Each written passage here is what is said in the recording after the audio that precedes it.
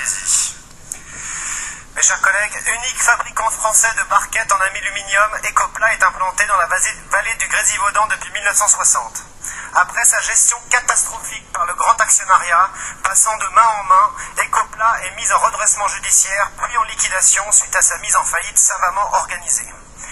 Malgré l'injustice des faits, le 16 juin dernier, le tribunal de commerce de Grenoble a écarté l'offre de rachat de l'entreprise en scope par ses salariés. Il a été préféré l'offre de rachat par l'italien Succhi.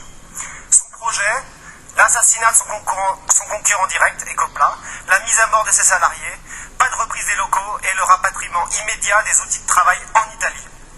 L'appel de cette décision par une association et pas par le procureur.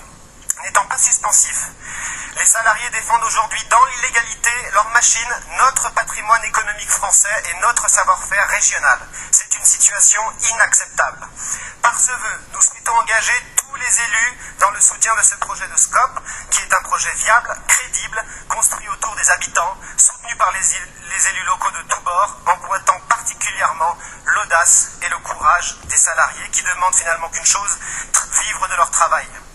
La finance internationale est aujourd'hui si éloignée, si décalée de la réalité de ces gens, de nos habitants. Elle se contrefiche de notre République, de nos talents ou des principes tels que l'égalité des territoires. Malheureusement, Ecopla n'est ni le premier ni le dernier exemple de la sorte. Nous ne pouvons plus accepter que ces quelques vautours qui habitent le grand actionnariat aient un droit de vie ou de mort sur nos territoires, sur nos villes, sur nos vallées industrielles, sur nos villages et surtout sur nos savoir-faire régionaux et nationaux. Notre choix donc à faire aujourd'hui, il est simple. Ça oppose deux philosophies. Celle de la rentabilité court-termiste face à la préservation de nos emplois locaux, celle de la finance internationale face à la vie de nos territoires. Par ce vœu qui dispose, Monsieur le Président, d'un intérêt local assez clair, nous vous demandons d'interpeller à nouveau M. Macron pour qu'il se mette une bonne fois pour toutes en marche. Deuxièmement, nous demandons à notre Président de rencontrer les porteurs de ce projet de SCOP pour savoir de quelle manière, notamment financièrement, nous pouvons les aider à crédibiliser davantage leur projet de rachat. Et enfin, je vous invite à réfléchir pour inscrire dans notre schéma régional de développement économique un droit de préemption des salariés, c'est-à-dire un droit qui donne la priorité aux salariés de choisir de racheter leur entreprise avant d'autres offres éventuelles. Le statut SCOP est d'ailleurs le statut adéquat pour de tels cas.